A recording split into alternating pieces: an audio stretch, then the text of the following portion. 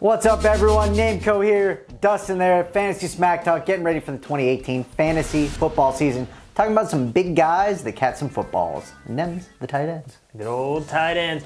Before we get into it though, thanks to our sponsor, fanfootball.ninja. Check them out. They've created a way to compile all of your leagues across platforms with Yahoo, ESPN, CBS, NFL. Puts them all in one nice handy spot for you. Makes it easier for you to figure out what players are available in the leagues, how you're doing in the leagues. And if you sign up now, it's free for the season. So get on fanfootball.ninja, check it out. All right, who are the best tight ends, Dustin? Who are the best tight ends? It's easy to pick the top two, but what order do you put them in? This is really a true coin flip. It's really just who you're feeling. We got Kelsey at number one. If you could guarantee me 16 games out of Gronk, I'd take Gronk, but that's just the furthest thing from a guarantee at this point. And with all the retirement rumors, is this Gronk's last year? But he's healthy, Dustin. He's coming and feeling good into the season. It's really 1A, 1B. It's all what you're feeling, but if you get one of these two guys, you're going to be happy. You got a top tight end. So. And the reports are always Gronk's feeling good going into the season.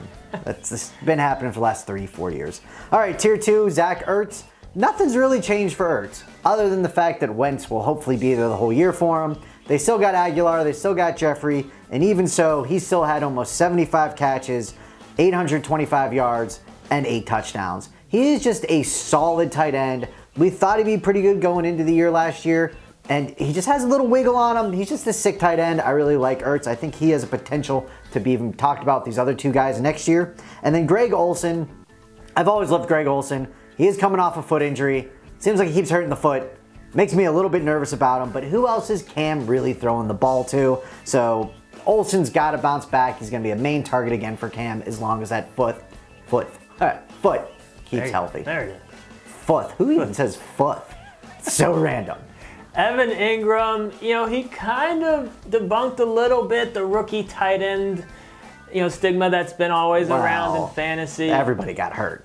Well, but that's what I was going to get to. Okay, just making sure. You got to look at what had to happen for him to get the amount of targets that he ended up getting. So, that will be interesting to see if everyone's out there, everyone's healthy, how is he going to do? But we still think he's very much a tight end one. He had over 700 yards. He had 6 touchdowns. He won't have nearly as much pressure on him with everyone else healthy, so it might help him in some instances. But Evan Engram, talented tight end who's built kind of more like a receiver. So I think he could be a fantasy tight end that's relevant for many years to come.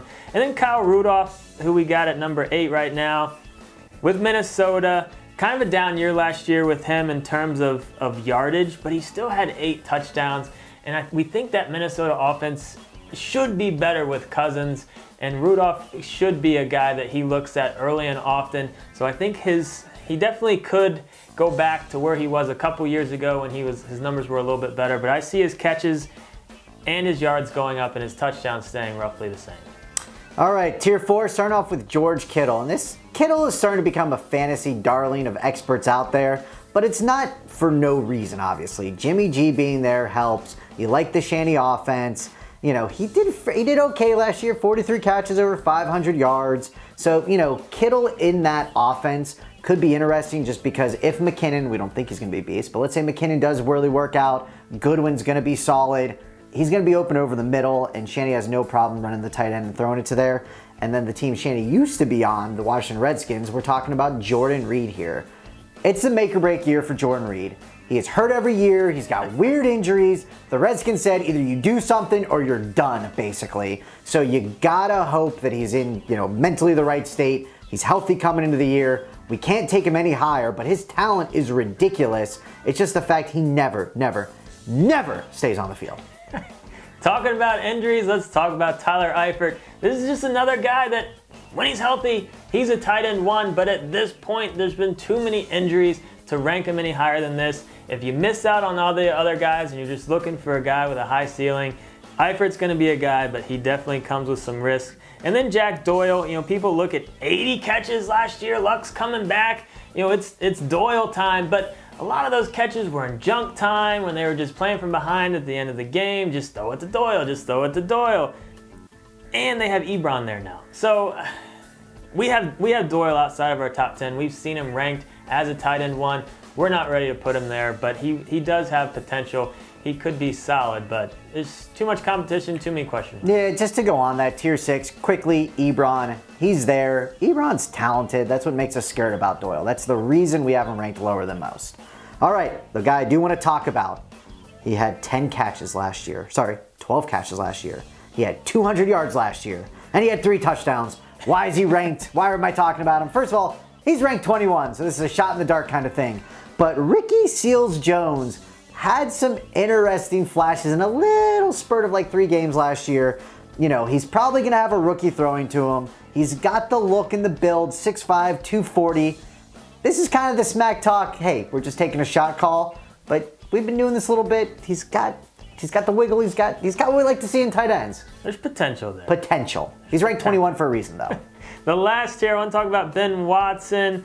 New home with the Saints, which is interesting. Obviously, high-powered offense, but the guy's 37 years old. But I do think he could be relevant in very deep leagues. And then Hayden Hurst, the rookie with Baltimore, 25th overall pick, 25-year-old rookie. But they're saying he's probably going to start right out of the gate. And Baltimore does have a history of having some fantasy-relevant tight ends. So he's interesting, but again, this is tier 7. You're not really expecting much out of these guys, but they are solid guys in deep, deep leagues. So quick shout out to Canada, Nolan, Boston, fans of Smack Talk.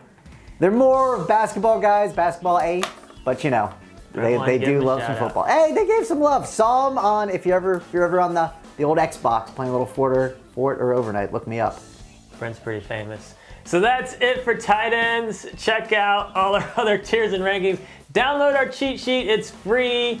Get our top 150 cheat sheet on there. We update that throughout the preseason. Subscribe to our channel if you haven't already. Leave us a comment. Start talking some football. Good night, Canada, in the infamous words of who?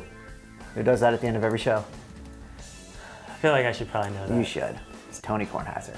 Oh, yeah. Good night, Canada. Yeah. Or goodbye, Canada, something. I think he hated on Canada. We're not hating on Canada. And then they say, all right, knuckleheads.